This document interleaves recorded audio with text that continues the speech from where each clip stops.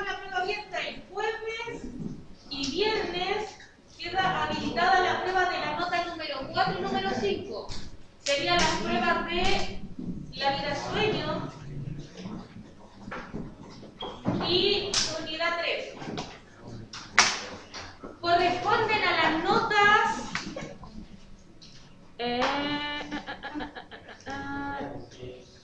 nota. A ver.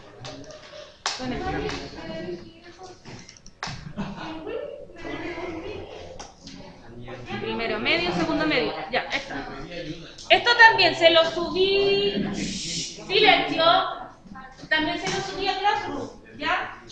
La nota número 4 sería la de la vida sueño. Esta es nota 4, porque después me mandaron mensajes con su profesora jefe diciéndome, ¿y cómo voy a hacer la explicación? Pero ¿cómo voy a saber qué nota tengo para hacer la Celestina si no me la sé? Siendo que les dije un montón de veces que era la nota tanto y que la nota estaba arriba. Ya, si usted tiene rojo, la nota número 4 de la vida sueño, por ejemplo, como la Lique, solo respondió una y se le omitió todo lo demás, ya, la hace de nuevo. Ya, ¿quiénes van a poder hacer la prueba? Todos aquellos que quieran subir su nota y los pendientes, ¿ya? Prosigamos entonces para ver todo lo de la vida del sueño que todavía tengo pendiente. Acá, Paloma del Año, entonces, después tengo acá a Nicolás Carrasco, ¿está?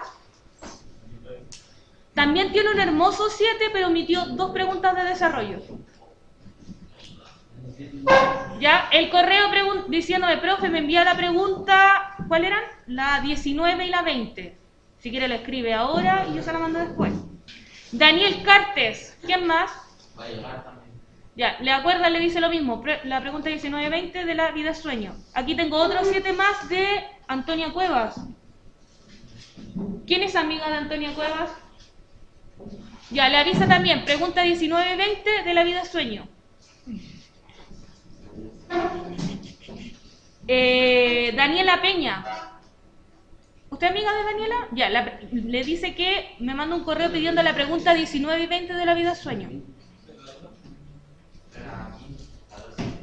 Aquí omitió Juan Ulloa.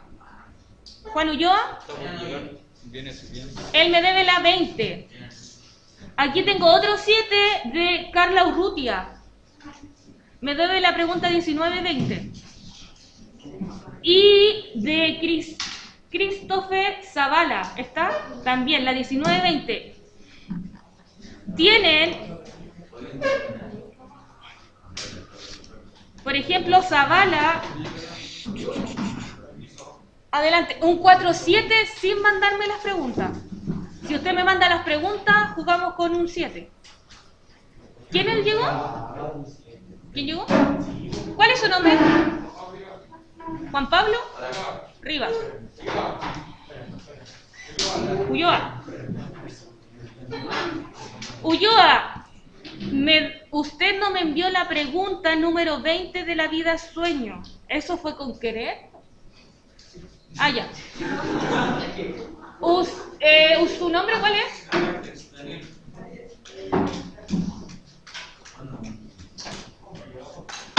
Usted no me envió la pregunta 19 y 20. ¿Lo hizo con querer? ¿De la vida sueño? Donde salía la pregunta de Matrix. ¿Ah? ¿Fue sin querer? Con querer. Dígame, con querer. Ya, dejémosla ahí entonces.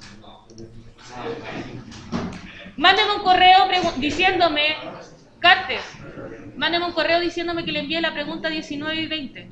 ¿Ya? Porque si no, usted está teniendo un 2-9. Así que mejor me la manda para que cerremos en un 4. Sí. Ya. Ah, ya le puse fecha a la prueba.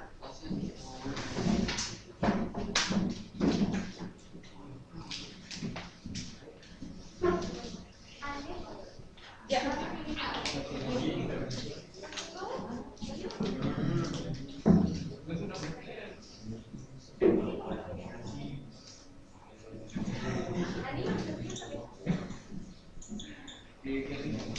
Macbeth para el 26.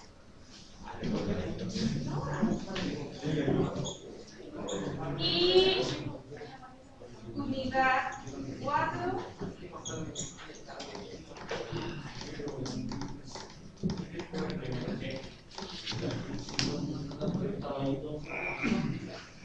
El 13 de diciembre.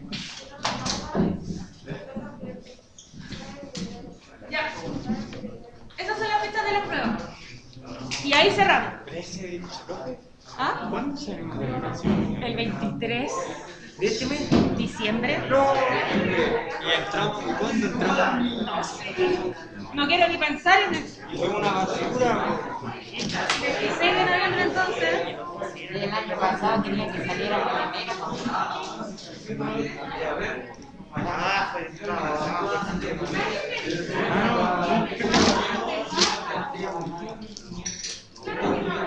Salimos literalmente. Salimos literalmente un día antes de nuestra semana. ¡Silencio! Saquen sus cuadernos.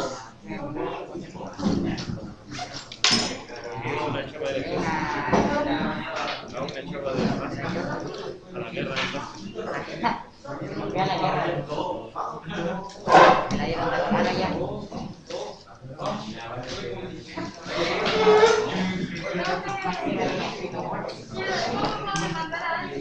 ¿Por qué? ¿Por qué? ¿Qué pasó?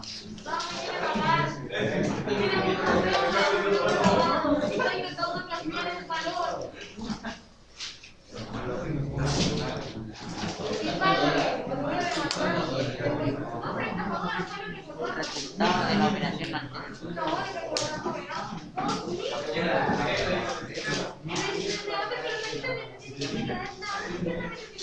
Ya. Saque su cuaderno. Cogen del teléfono su cuaderno, anote lo que digo.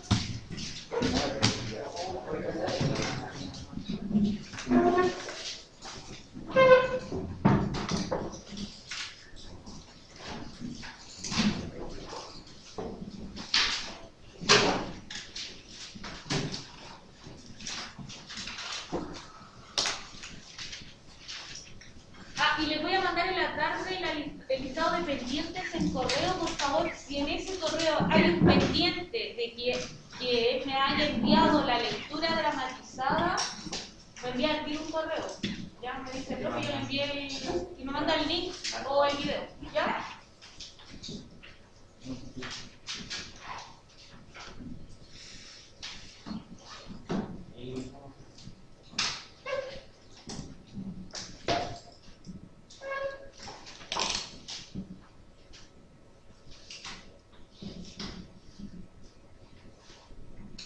Y en esta lectura del día de hoy necesito a 3 participantes. Por décima, recuerden. Décima. Ah, ¿ya leído, no? Sí. Yo quiero leer.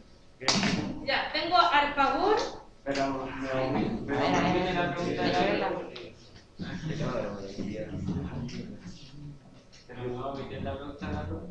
Yo quiero ser Alfagón. ¿Usted qué hace? ¿Ah? No. Ese por décimo está conmigo. Y Elisa. Correcto. Elisa. ¿Qué quiere ser Elisa? No. Por décima. Sí, pasa. ¿Por qué no la cambié y se No, pero más atrás dice Bigoroli. Ah, Cleante. Y yo. Alfagón. Ya. Ya, primero vamos a recordar un poquito, vamos a hacer memoria. La semana pasada, ¿cierto? Estuvimos en clases presenciales y en la online alcanzamos a ver el video. Pero en resumen, nosotros hicimos esto en resumen. Hicimos, ¿cierto? Joven, su teléfono, suéltelo. Ya, en resumen, nosotros dijimos, ¿cierto? Que tenemos la obra dramática, que es el libro, ¿ya? O el guión, y tenemos la obra teatral que es la puesta en escena. ¿Cuál era la virtualidad teatral? Dígame, Jerry.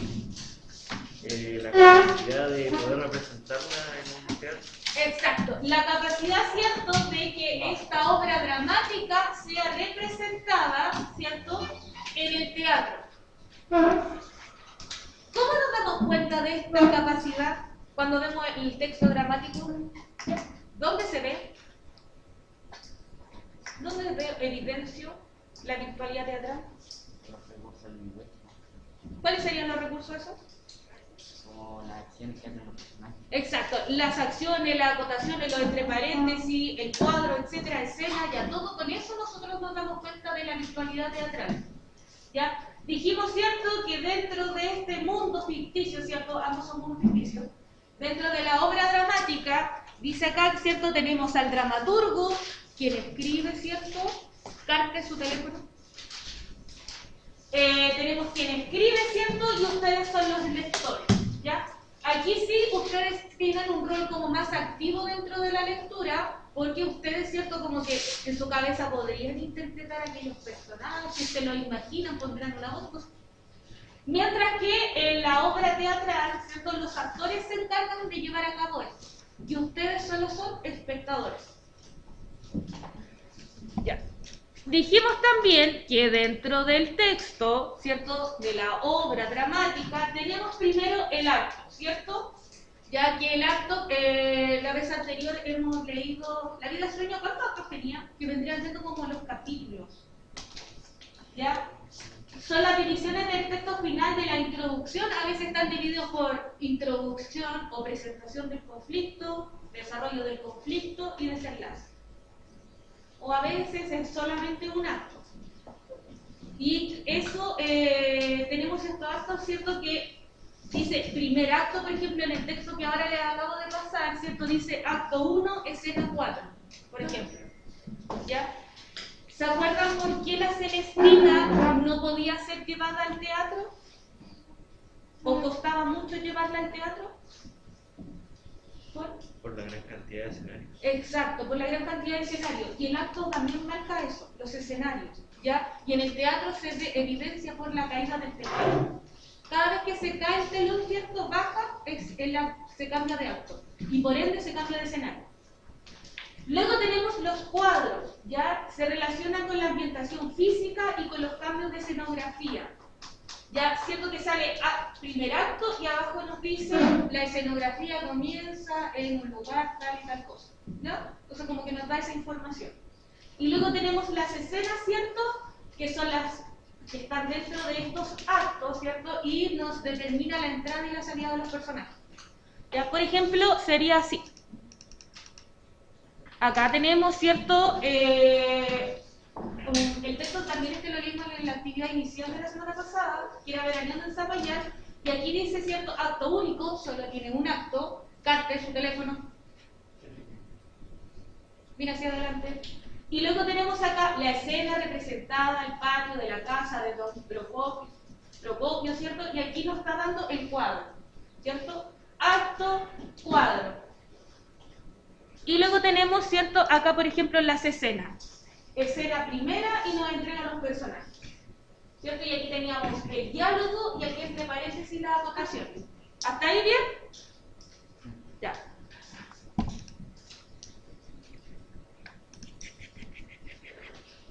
Ahora vamos a hacer... A ustedes les quedó como actividad, ya, de desarrollo, y vamos a leer un fragmento de El avaro de Molière. Y vamos a responder estas tres preguntas, ¿ya? ¿Qué aspecto estructural se evidencia en el siguiente fragmento? ¿Cuál es la función que cumple la información entregada a través del lenguaje acotacional? ¿Y cuáles son las fuerzas en pugna en el enunciado anterior? Y para eso vamos a leer el fragmento que sus compañeros ya delimitamos los personajes. Actividad.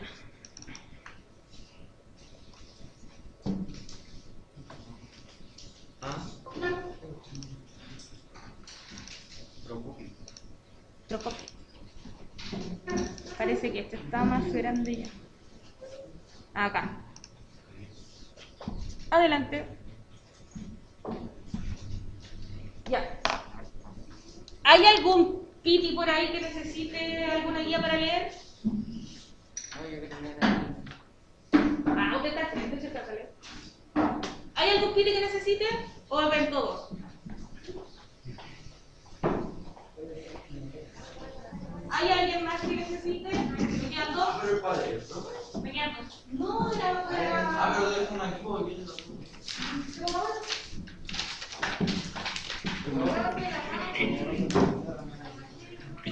Estos son rojos. Se me pone acá. Usted sabe que no alcanza a ver por qué está por allá. Ya. Entonces vamos a leer un fragmento de El avaro de Molière, acto 1, escena 4, y en esta escena solo se ve a Elisa, Cleante y Alfagor. ¿Ya? Comencemos, Alfagor. Cierto que no es fácil guardar en casa una cantidad grande de dinero. Dichoso quien tiene la hacienda bien colocada y no se queda más que con lo justo para los gastos. Cuesta no poco hallar un escondrijo seguro en toda la casa. A mí las cajas de caudales me parecen sospechosas, no me confío de ellas.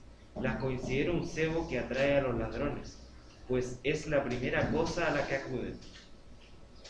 De todas maneras, no sé si habré hecho bien enterrando en el jardín 10.000 escudos que me devolvieron ayer. 10.000 escudos en oro son una cantidad bastante... ¡Dios mío! He revelado, creo que he dicho en voz alta lo que hablaba para mí. ¿Qué hay? Nada, padre. ¿Hace mucho que están ahí?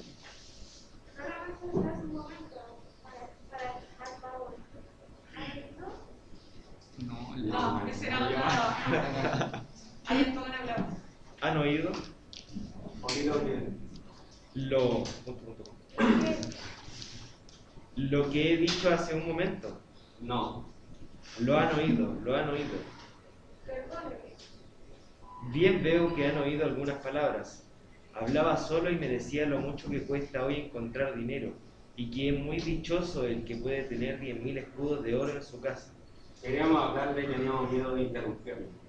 Me alegro de poder decirles esto para que no entiendan las cosas al revés y se imaginen que digo que soy yo el que tengo 10.000 escudos. No nos metemos en sus cosas. Y no me quejaría, como lo hago cuando los tiempos son malos.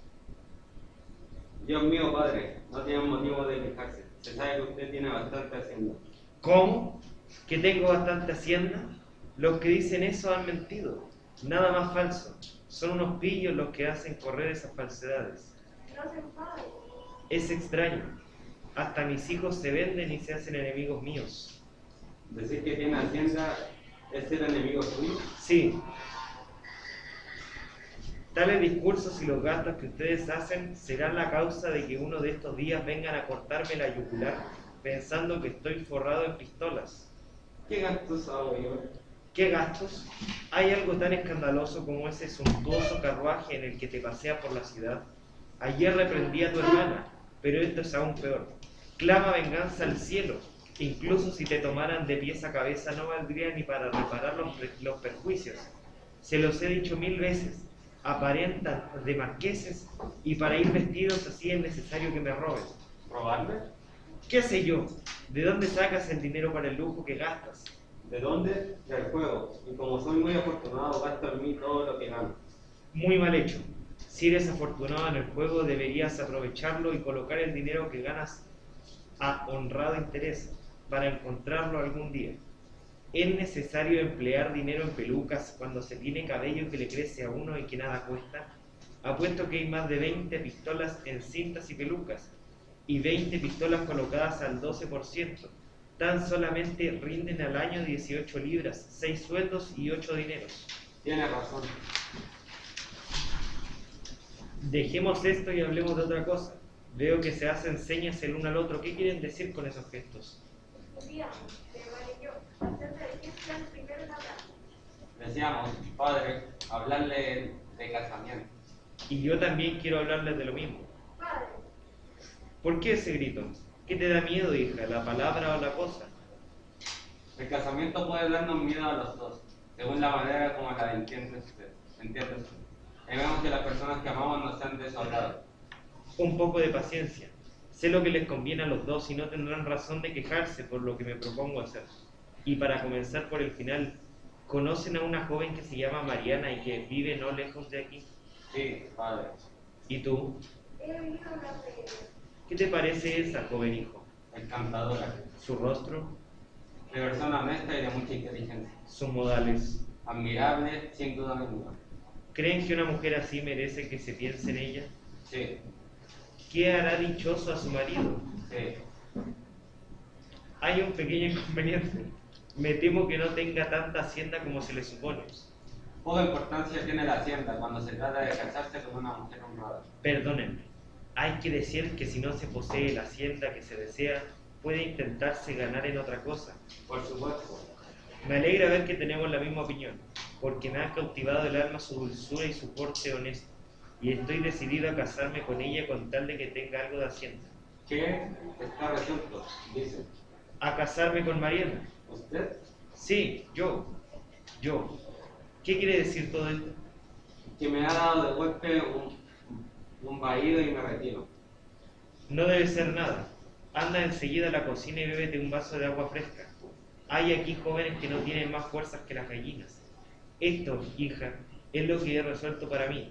En cuanto a tu hermano, le destino una viuda de que me han hablado esta mañana, y a ti te daré al señor Anselmo. ¿El señor Anselmo? Sí, hombre maduro, prudente y de buen juicio, que tiene más de 50 años y de quien se alaba su mucha hacienda. No quiero casarme, padre. Si me permite. Y yo, hijita, quiero que te cases si me permites. Soy una humilde seguidora del señor Anselmo, pero en contingencia no me casaré con él. Soy tu muy humilde servidor, pero con tu licencia te casarás esta noche. Esta noche. Eso no será, padre. Será, hija, será. Me mataré antes de casarme con ese hombre. No te matarás y te casarás con él. ¡Qué atrevimiento! ¿Dónde se ha visto jamás que una hija hable así de un padre? Muchas gracias, Raúl. Sí. Voy a anotar el tiro un décimo antes que se me olvide.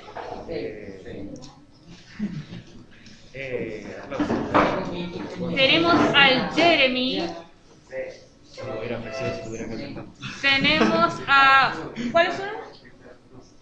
Cruz. Ponga las veces amadas. Que lee muy bien, Cristóbal. Muy bien. Sí. Lee muy bien. Y la esperanza. El que sabe. Que no aplaude. Igual terminaron haciendo lectura dramatizada. Ya, entonces, la actividad dice lo siguiente, ¿cierto? ¿Se dieron cuenta de más o menos qué era a qué se referían con hacienda? Terreno, fortuna. Terreno, plata, riqueza, plata de... Eso, ¿cierto? Ya, tenemos a tres personajes, ¿cierto? Que teníamos al Pavón. ¿Quién era quién? Padre. El padre, ¿cierto? Y por lo que se ve, ¿cómo lo podríamos describir físicamente y psicológicamente? Al Pavón. Era interesado, ¿cierto? Es avaro. Y no sé cómo explicarlo. Persiguió, porque siempre hablaba del miedo de que los demás te juraran. Ah, ya sí. Dice como perseguido, porque es cierto que estaba comentando que tenía dinero y vino y le enterró, hizo un hoyo en el patio y lo enterró y no querían que ni siquiera sus hijos se enteraran. Y físicamente, ¿cómo lo podríamos describir? ¿Ah? No, nada. ¿Era joven? Era verdad. ¿Anciano? ¿Viejo? Adulto. ¿Adulto? ¿Ya? Adulto. Pero le podríamos decir que en realidad era casi un abuelo, ¿ya? O un anciano, ¿ya? Y luego teníamos a los hijos, ¿cierto? Que era Clearte y Elisa. ¿Cómo eran los hijos?